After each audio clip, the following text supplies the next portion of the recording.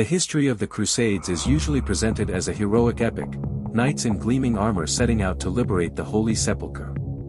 But behind the facade of religious fervor lies a far more complex and darker reality. This was an era in which the idea of holy war justified actions that under any other circumstances would have been considered the gravest of sins. The dark side of the Crusades was not a series of isolated acts of violence. It was a systemic moral crisis. One in which faith became an instrument of power.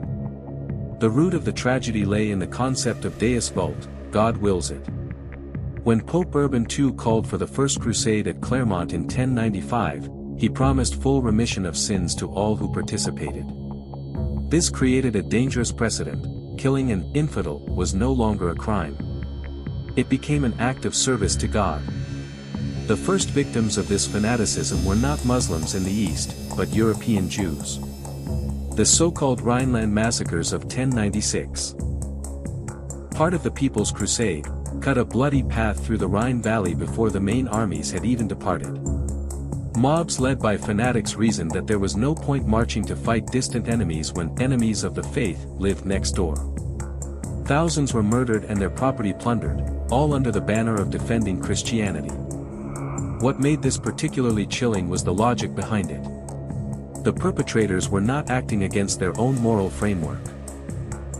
They believed, with complete sincerity, that they were doing God's work.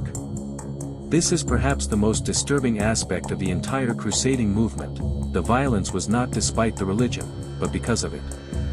Added, this paragraph makes explicit the psychological mechanism at work, which is essential for understanding what followed. The most horrifying single episode of the First Crusade, and arguably of the entire crusading era, was the conclusion of the Siege of Jerusalem in July 1099. When the Crusaders breached the city's walls, what followed shocked even the chroniclers of the time, men who were themselves participants and supporters of the campaign. Contemporary accounts describe blood running through the streets up to the knees of horsemen. Every inhabitant was killed: men, women, children, the elderly. Muslims who had sought refuge in the Al-Aqsa Mosque were massacred or burned alive. Jews who had taken shelter in their synagogues suffered the same fate. This was not military necessity. It was not a calculated act of war. It was an episode of mass religious psychosis, a collective breakdown in which the capacity for ordinary human recognition collapsed entirely. And then, within hours, the same men who had carried out the slaughter walked barefoot and weeping to the Church of the Holy Sepulchre, convinced that they had fulfilled the will of God. This violent duality, extreme religiosity existing alongside extreme cruelty, not in conflict but in harmony, is the key to understanding the dark side of the Crusades. The killing was not a deviation from the faith.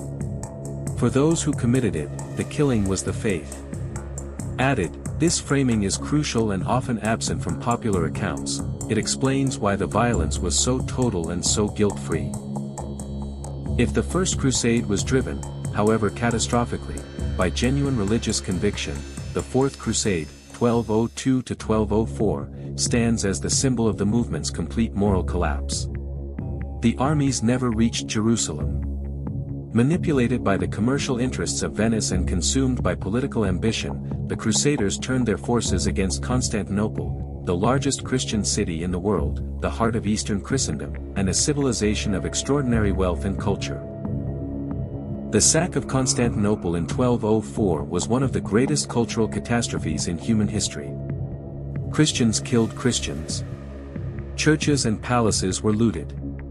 Priceless relics and irreplaceable works of art were carried off to Western Europe, many of which remain there to this day. The Hagia Sophia, one of the most magnificent buildings ever constructed, was desecrated. The consequences extended far beyond the material devastation.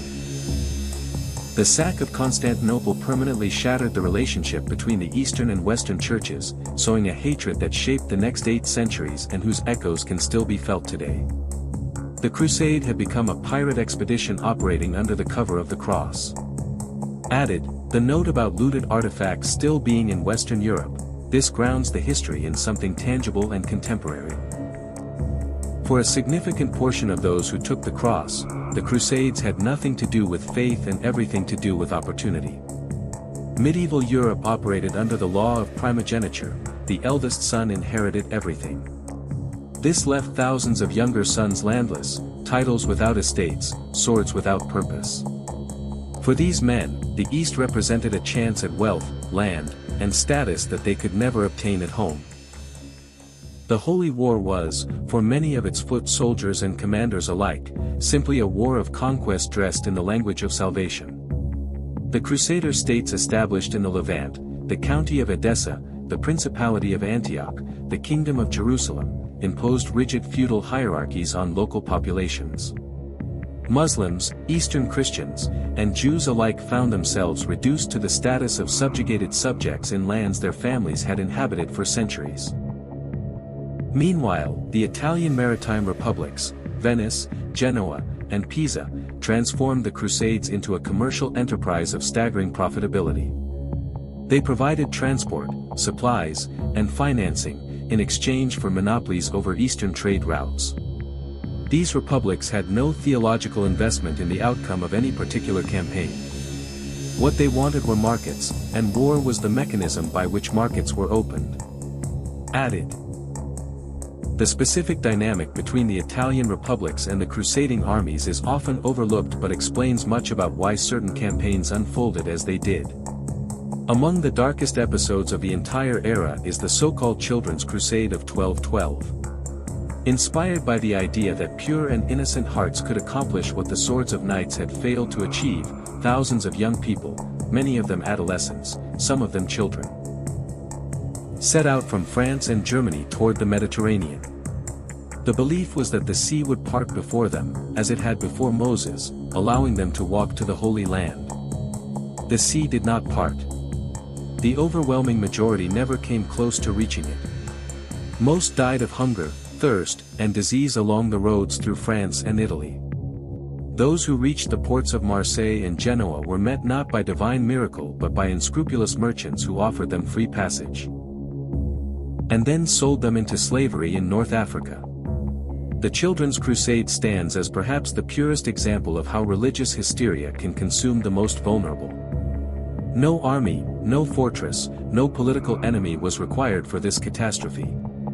The movement destroyed itself, sacrificing an entire generation to an idea that had no grounding in reality whatsoever. The dark side of the Crusades did not end when the last Crusader state fell in 1291. It was embedded in the historical memory of entire civilizations. For the Muslim world, the word Crusader became a synonym for invader, murderer, and barbarian. This is not ancient history in any comfortable sense. The memory of the Crusades has been actively weaponized by radical movements in the 20th and 21st centuries, used to frame contemporary conflicts as continuations of medieval aggression. Understanding the Crusades is not merely an academic exercise. It is essential for understanding the present. Within Europe itself, the Crusades accelerated a climate of intolerance that would produce its own catastrophes. The methods tested in the East were turned inward. The Albigensian Crusade, 1209–1229, applied crusading violence to the Cathars of southern France, Christians deemed heretical, annihilated by the same logic of deus vult that had been used against Muslims and Jews. The Inquisition received much of its institutional momentum from the perceived need to combat heresies that had seeped in through contact with the East, a paranoia that the Crusades themselves had helped create.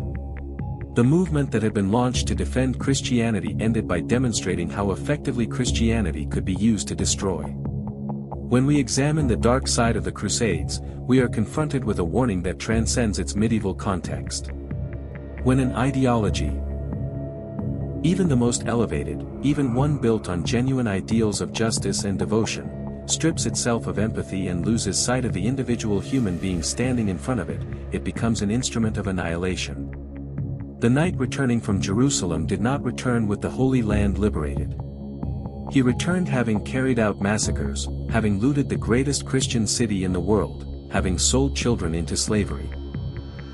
The Crusades remain one of history's most precise demonstrations of how easily the road to a holy place can become a road to hell, when pride and fanaticism replaced love and understanding as the engine of human action.